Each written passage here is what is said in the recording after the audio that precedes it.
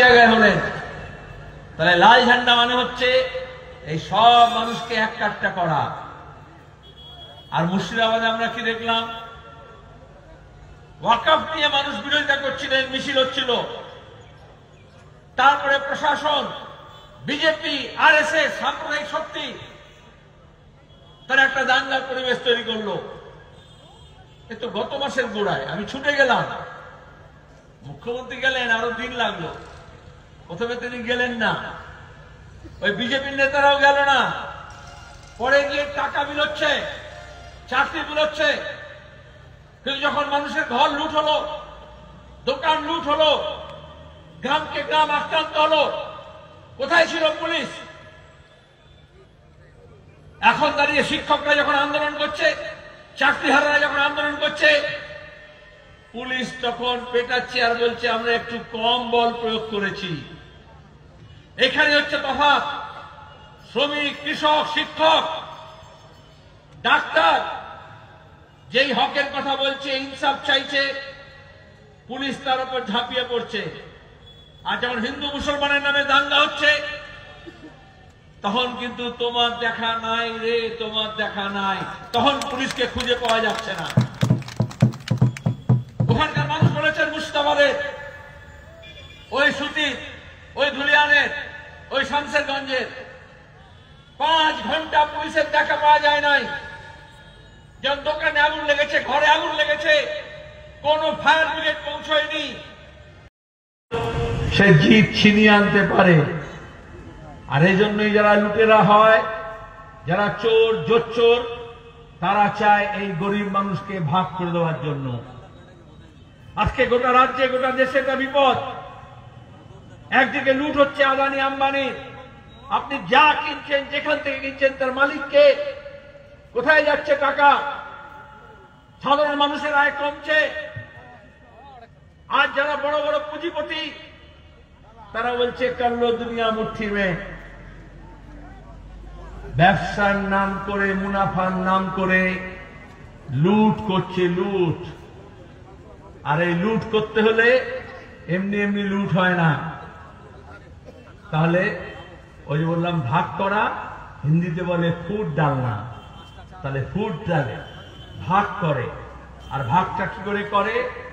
লুট করতে গেলে ফুট দিতে হয়, আর ফুট করতে হলে ঝুট বলতে হয়, মিথ্যে কথা বলতে হয়। মিথ্যার বেসাতি চলছে আজকে গোটা দেশে।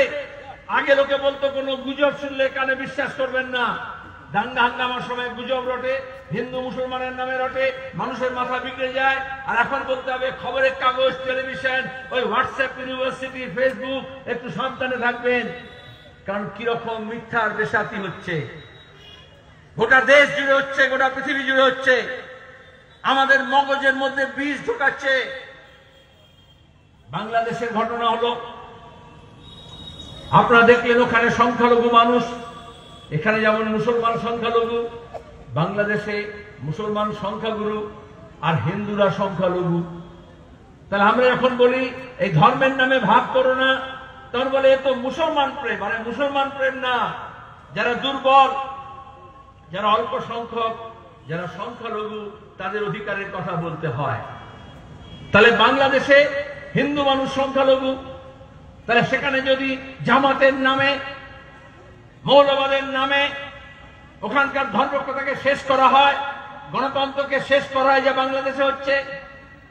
ওখানে মন্দির, ওখানে ধর্মস্থান, তার উপর যদি আক্রমণ হয়, তাহলে প্রগতিশীল মানুষ, বামপন্থী মানুষ, গণতন্ত্রপ্রিয় মানুষ, ধর্মনিরপেক্ষ মানুষকে বলতে হবে এই সংখ্যালঘুদের অত্যাচার চলবে না, সংখ্যালঘুদের উপর অত্যাচার চলবে না।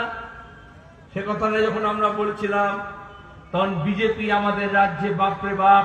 আর কিছু চ্যানেল তো একেবারে, আমরা তো রিপাবলিক অফ ইন্ডিয়া জানতাম, এখন দেখি চ্যানেলও সব রিপাবলিক হয়ে গিয়েছে। তারা প্রায় যুদ্ধ ঘোষণা করে দিয়েছিল বাংলাদেশের বিরুদ্ধে। হচ্ছিল না গত আগস্ট, নভেম্বর, ডিসেম্বর মাসে? আরে বাংলাদেশের মানুষের উপর বিপদ। কেন বিপদ হলো? আজকে আওয়ামী লীগকে ওখানে নিষিদ্ধ করেছে, কেন হলো বুঝতে হবে না? এজন্য জ্যোতি বসু বলেছিলেন ধর্মের সঙ্গে রাজনীতি মিলিও না। বাংলাদেশে ধর্ম আর রাজনীতিকে মেলানো হলো। আমরা চাই ওখানে গণতান্ত্রিক ধর্মনিরপেক্ষ প্রজাতন্ত্র বাংলাদেশ থাকুক, কিন্তু যারা জামাতপন্থী, যারা মৌলবাদী, যারা ধর্ম নিয়ে ব্যবসা করে, ধর্মের নামে রাজনীতি করে, তারা ওখানে দাঁড়িয়ে ক্ষমতা দখল করলো, তাহলে সংখ্যালঘুদের উপর বিপদটা বাড়লো। এখানে অনেক মানুষ বুঝলেন যে সংখ্যালঘু মানে কোনো নির্দিষ্ট ধর্ম নয়। তা এক একটা দেশে, যেমন পাকিস্তানে আবার হিন্দুরা সংখ্যালঘু, খ্রিস্টানরা সংখ্যালঘু। সুতরাং যখন সিপিআইএম, লাল ঝান্ডা, বামপন্থী, কৃষক সবাই যখন বলে সংখ্যালঘুদের অধিকার রক্ষা করতে হবে, এটা এরকম নয় তোমার দেশে আলাদা, আমার দেশে আলাদা, আমার পাড়ায় আলাদা আর তোমার পাড়ায় আলাদা, নিয়ম নিয়ম। রাজনীতি তাহলে কোন আইন, কোন নিয়ম, কার ভিত্তিতে চলবে, দেশ কিসের ভিত্তিতে চলবে? এজন্য আমরা বললাম আমাদের দেশের সংবিধান ধর্মনিরপেক্ষ। সরকার কোন নির্দিষ্ট ধর্মের হবে না, ধর্ম যে যার নিজের হবে। যে হিন্দু সে মন্দিরে যায়, যে মুসলমান সে মসজিদে যায়, যে শিখ সে গুরুদ্বারা যায়, যে খ্রিস্টান সে চার্চে যায়। সরকার দেখবে প্রত্যেকের অধিকার আছে নিজের নিজের মতো ধর্ম পালন করার, কেউ কারোর ওপর চাপাবে না। যার যেখানে সংখ্যা বেশি সে তার মাতব্বরি করবে, তাহলে গণতন্ত্র থাকবে না। কিন্তু আজকে বিজেপি, তৃণমূল বলুন